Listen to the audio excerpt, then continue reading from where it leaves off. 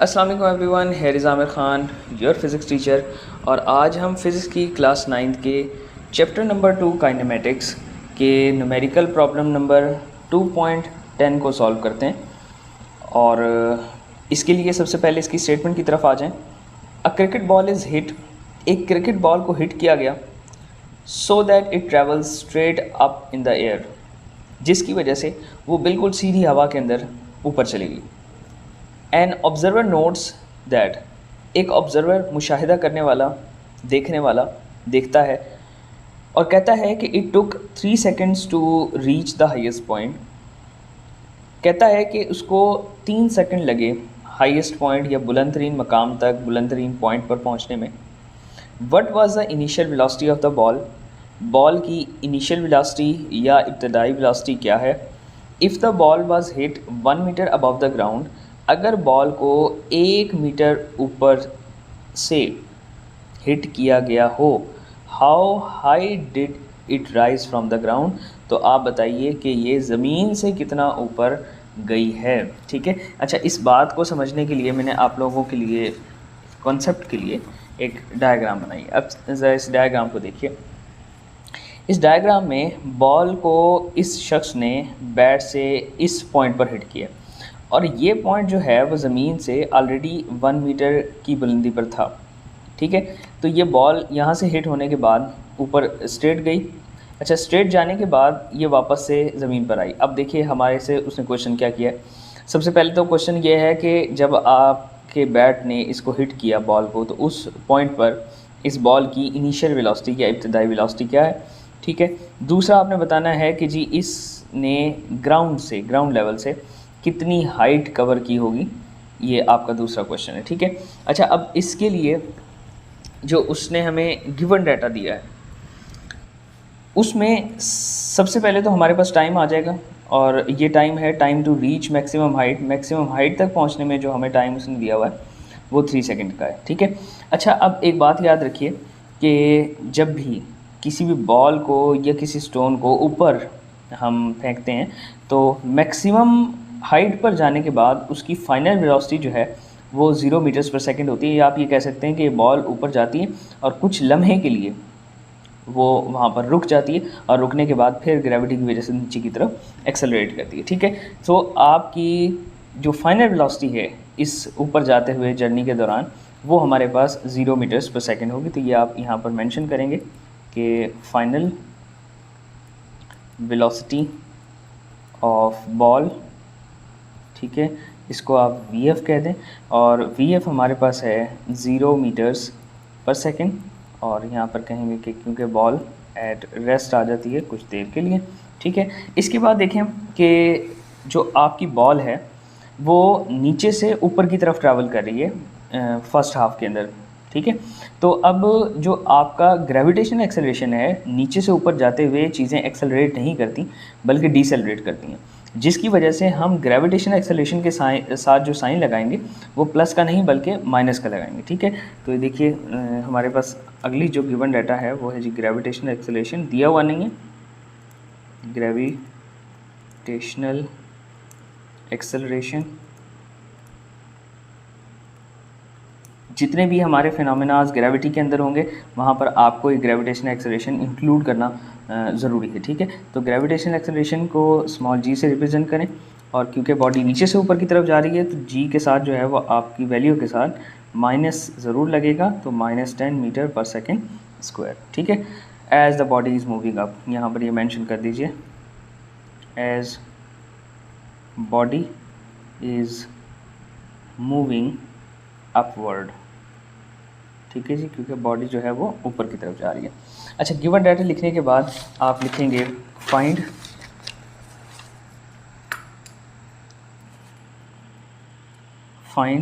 और फाइंड हमने दो चीज़ें करनी है। सबसे पहले हमने फाइंड आउट करना है इनिशियल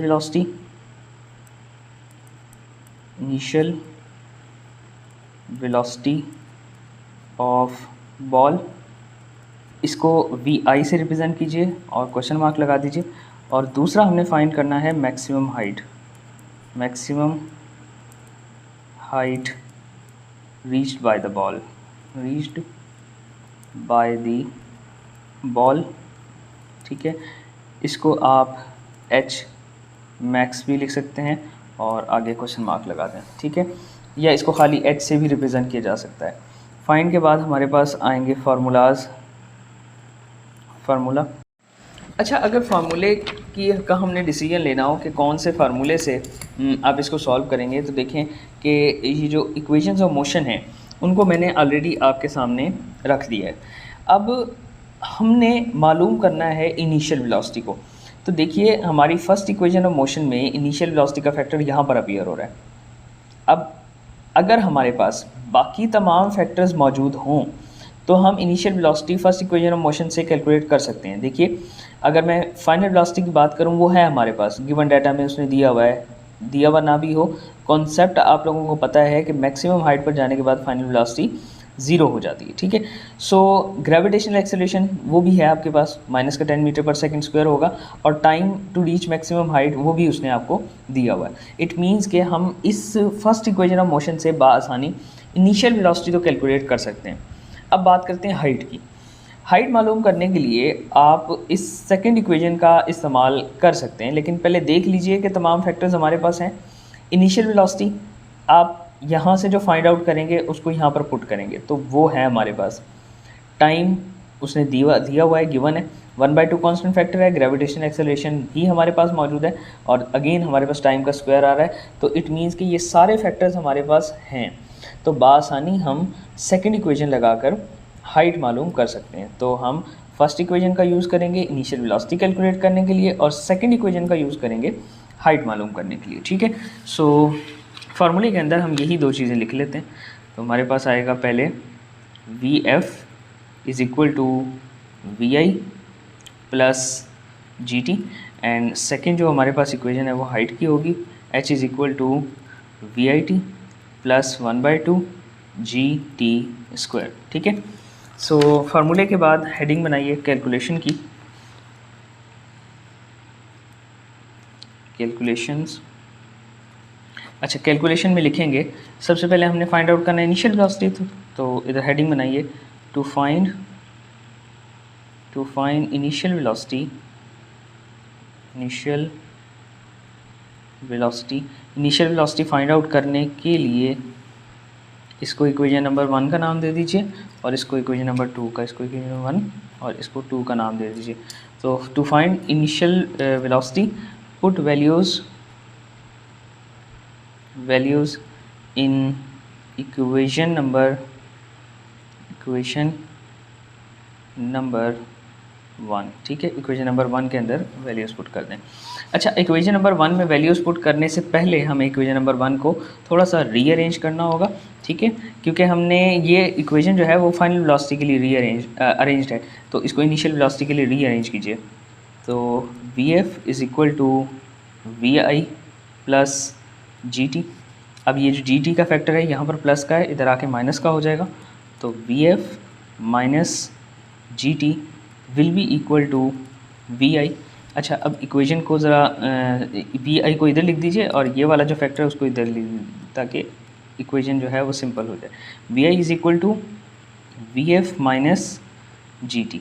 अब इसके अंदर वैल्यूज़ पुट कीजिए, तो पुट वैल्यूज़, ठीक है। So V I initial velocity is equal to V F. देखें, गिवन डाटा में वी एफ हमारे पास क्या है, वी एफ हमारे पास 0 है, ठीक है, final velocity at maximum height. फिर आ जाएगा आपके पास माइनस साइन, फिर जी हमने पुट करना होता है और उसकी वैल्यू हम माइनस में रखेंगे, माइनस का 10, और साथ है आपके पास टी, और टी हमारे पास है 3 सेकेंड, ठीक है। अब इसको कैलकुलेट कर दीजिए by using calculator. Minus minus आपके पास प्लस हो जाएगा, so V I is equal to minus minus plus, और 3 × 30, तो आपके पास वैल्यू आ जाएगी प्लस का 30, और क्योंकि ये इनिशियल वेलोसिटी है तो मीटर पर सेकेंड, ठीक है जी। सो आपके पास पहला आंसर आ गया कि इनिशियल वेलोसिटी इज़ 30 मीटर्स पर सेकेंड जी। तो हाइट मालूम करने के लिए आप हेडिंग बनाइए यहाँ पर, to find maximum height maximum height मालूम करने के लिए put values in equation number 2, put values in equation number 2। Equation number 2 के अंदर वैल्यूज़ पुट कीजिए। तो इक्वेशन नंबर 2 हमारे पास थी हाइट की h is equal to V I T plus 1/2 G T square. अच्छा, अब देखिए कि h is equal to initial velocity हमने अभी कैलकुलेट की और वो है जी हमारे पास 30। इसके बाद हमारे पास टाइम है जी, time to reach maximum height, वो हमारे पास 3 सेकेंड्स था, प्लस 1/2 आपके पास कांस्टेंट फैक्टर है, एज इट इज़ आ जाएगा।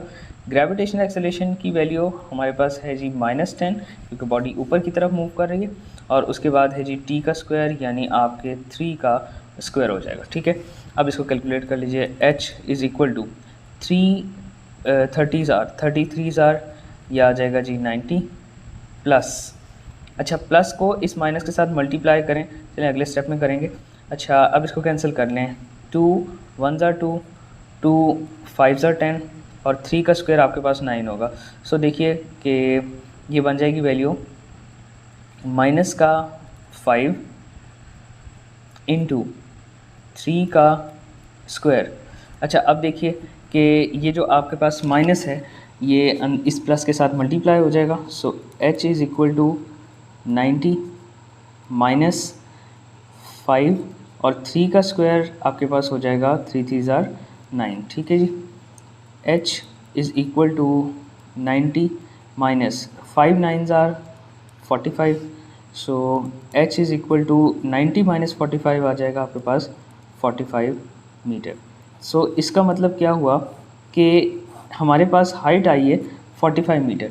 अच्छा, अब देखिए कि ये जो हमारे पास वैल्यू आई ना हाइट की, ये वैल्यू तो आई है आपकी ये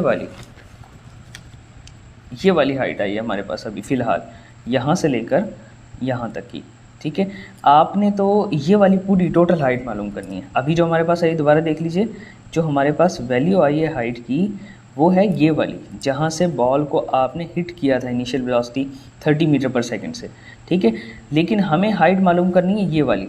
अब उसने आपको स्टेटमेंट में बता दिया है कि आपने जब बॉल को हिट किया था तो बॉल ऑलरेडी 1 मीटर ऊपर थी ग्राउंड से, और आपके पास जो वैल्यू आई है हाइट की ये वाली वो है 45 मीटर। तो अब आपको वो जो 1 मीटर था, जो 1 मीटर ऊपर थी बॉल, आपने उस 1 मीटर को इसके अंदर इंक्लूड कर देना है। सो हमारे पास हाइट टोटल आ जाएगी, टोटल हाइट इधर लिखिए, total height from the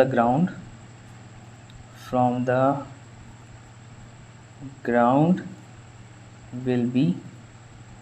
will be, तो कैपिटल H बराबर हो जाएगा 45 मीटर और plus 1 metre which is equal to 46 metre. So this is our final answer. So height is equal to 45 metre.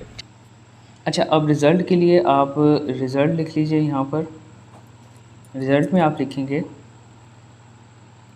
Hence the initial velocity of ball is 30 meters per second and it reaches 46 meter above the ground. Thank you so much for watching.